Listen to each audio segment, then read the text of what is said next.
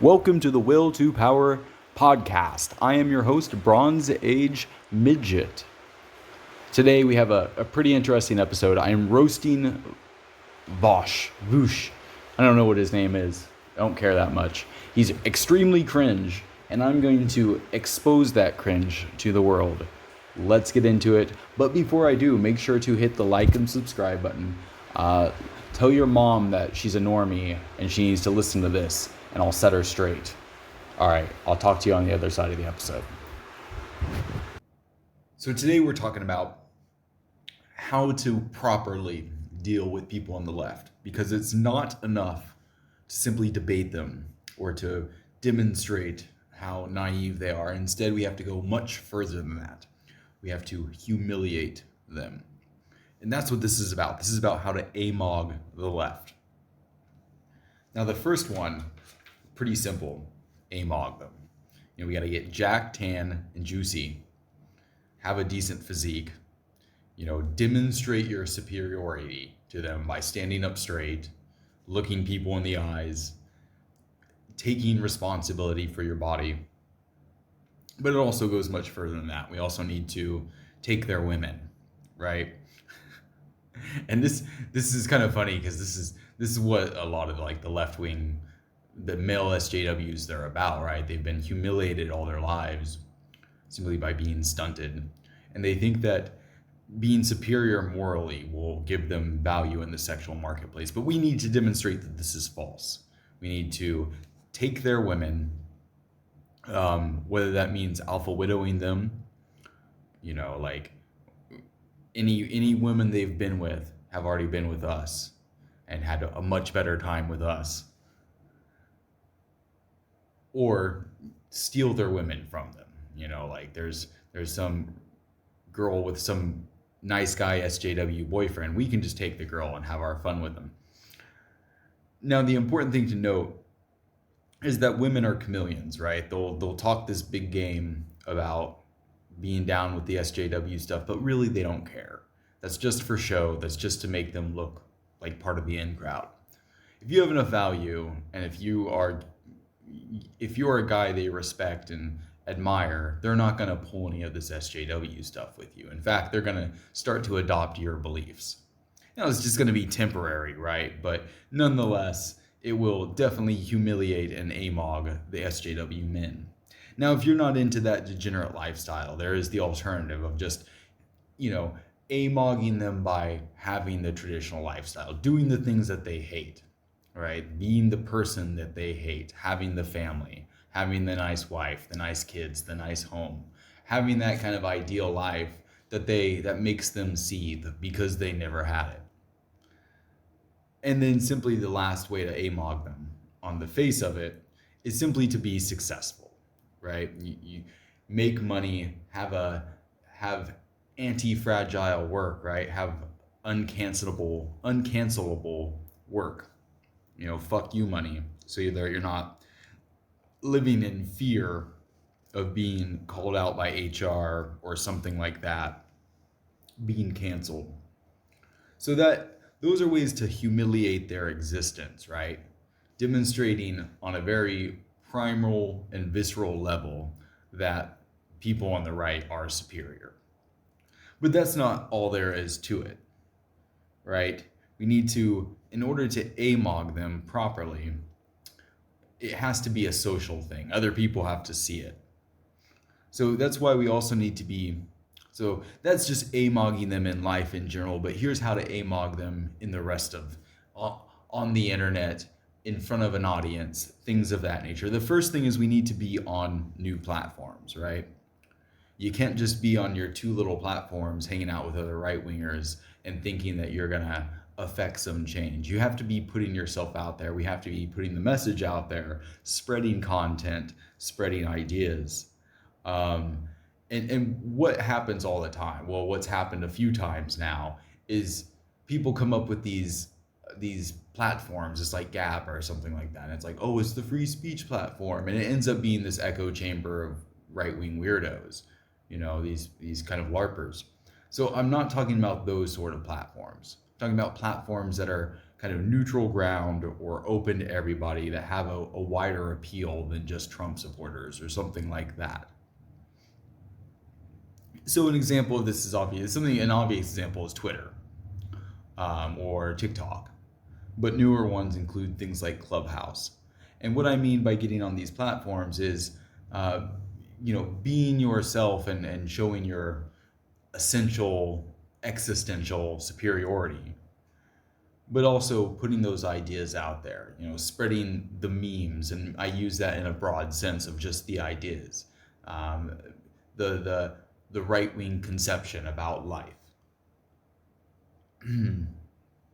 And I think this is important because we can't have these cloistered communities and expect to be successful over the long term, right? We need to enter the institutions, enter the dialogue in order to shift the dialogue. And you have to be smart about it. You have to walk the line so that you're not getting canceled immediately, like the insta cancel that you'll get on Twitter sometimes. um, but it's important, and there's plenty of platforms out there. You should be on some platform, spreading some sort of ideas and message. If you're not, then you better have a good excuse. You better be doing something else. The next way to AMOG the left is to simply challenge their assumptions. And the best way to do this is to keep it short and pithy. So the left is all about things like equality. Equality this, equality that, equality this. Why is that a good thing? What is equality? What does that even mean? Does that mean is that a reality? Are people equal? I don't think so. In what part of the world are people equal? Because how would that even work? How would you have a school, for example, where everybody's equal? No teachers, no students, we're all just here. Makes no sense. But leftists rarely get challenged on that. And they always talk about social utility, but what is social utility really? Are we talking about today? Are we talking about the short term? Are we talking about the long term? So challenging these assumptions and being pithy about it. And I think this is huge too, because there's so many things that leftists say that people just kind of shrug their shoulders and be like, oh, okay. When in reality, I mean, all it takes is to be like, what do you mean by that? White people are their problem. What do you mean? Like, what's the average white person? How much power do they have? Oh, white racism equals power plus privilege. How much power does the average white person have? Really? Are they directing the economies that black people have to operate under? Not the average white person. And usually the white people that are directing the economies, usually they wear funny hats. So challenging those basic assumptions about the world, about the way that leftist presents the world, is a very powerful thing to do. And it has to be done in a very matter-of-fact sort of way, or in a very questioning, Socratic sort of method. The next one is having a positive vision. So oftentimes the right is just pushing back against the left, right? It's like the left is doing something crazy, we got to stop it or slow it down. That's usually what the right does. And that's going to go nowhere. That's what you see today, where conservatives and so-called conservatives in 2020 would have been on the far left 30 years ago. So that begs the question of what would a moderate 30 years ago have been? Hardcore fascist today. It raises the question. But we need that positive vision, right? We can't just always be standing against the left. So what does that positive vision look like? The left wants equality. Well, what do we want? I would say a positive vision based around greatness, based around the left wants equality. They want this kind of broad social utility, whereas we want greatness, we want distinction, we want a society that is expansive, that is maintaining itself as the premier civilization in the world. So whereas the left promotes this kind of program of dysgenics, of tolerance towards anything and everything weak. We need a program which promotes greatness, which promotes strength, which promotes beauty. And we need to put that in the forefront instead of, oh, we just got to fight against the left. No, we got to, this is what we're about. Create the institutions that promote our values. And you see this a little bit. People get away with it more on some areas than others. Like you'll see this on Instagram where it's like the Western aesthetics Instagram. It's, people posting old paintings and stuff like that. That's acceptable on social media, but we need to put that as part of an actual political program, and not just posting pictures of your old European buildings on Instagram. So, but what does that look like? Because we're not going to return. We're not going to go back. We're not going to start. We're going to refurbish those castles and start living in them. That's not possible. But what is possible, and what could we do with society? Now, the big problem among the right is it's so enamored with libertarianism, with this kind of notion that just going back to capitalism is a positive vision, which it's not, because one, it's not really a possibility, right? The level of technology dictates that there will be high interconnectedness between the state and the upper echelons of the economy. So that's not really a possibility. But what are we left with, right? Again, the left has this conception where we need a state that makes everybody equal. And then therefore, the proper right conception is we need a state that makes people great. That makes strong people, strong communities, strong nations, without being so tied up into just return, paleoconservatism, things like that, because that's not a sustainable thing, right? There's other countries that are trying to go to Mars. Here we are trying to go back to the 1950s. Who's going to win that? I mean, who's going to win that over the course of 100 years? We have to have a far-sighted vision, be looking forward, and creating that positive program. I've said this before many, many times, but the left has universal basic health care. Why don't we have universal basic gym membership? Why don't we have our social programs that we want to see that does promote things like health, beauty, fitness, strength, social programs that do actually promote families as opposed to just whining and complaining about the divorce rate or something like that. So we need to actually have those things that we're promoting, not just the nebulous idea. Because the left has both, right? They have we want equality, and by the way, now we have all these programs to make sure that great people fail for the sake of elevating the lesser. So we need to be diametrically opposed to the left, and we need to do it very well, right? The left is ugly and dysgenic. We need to be fit, attractive, working on ourselves. The left is head cases with terrible relationships.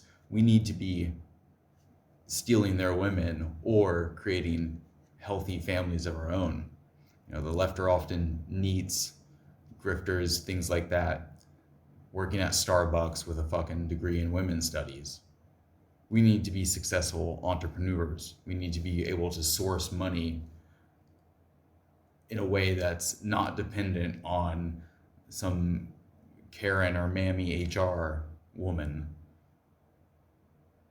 And then we need to also, like I said, we need to be out there as a voice among voices on different platforms to the extent it's possible, right? Leftists are very insular themselves. You're usually not going to have a debate with a leftist because they'll run from that. They'll try to cancel you or censor you. But whenever it does occur, you have the opportunity to win over the middle ground. That's the important part. Nobody wins an argument or debate. It's how it's presented to the audience. So that's the important part. But getting on platforms and then having good optics, having that multi-spectral presentation of right-wing ideas.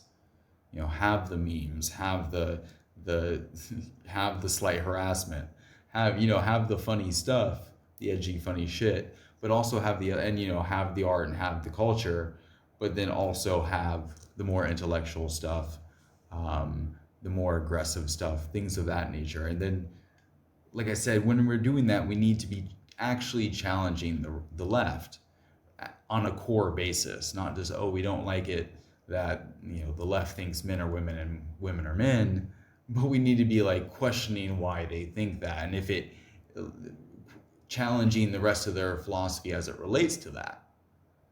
And then finally having that positive vision, like having a vision of society that is kind of realistic and goes beyond just what we have today minus all the left-wing baggage from the last 20 or 30 years. So that's basically it.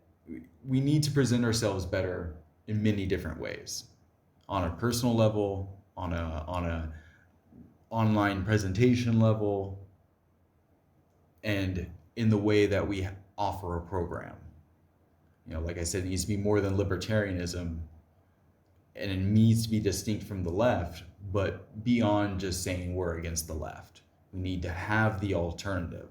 And like I said, that is a strong state to some extent, an interventionist state, but one that's based more upon cultivating the virtue among citizens, among the population, and more about advancing the nation into the future in a necessarily competitive global environment.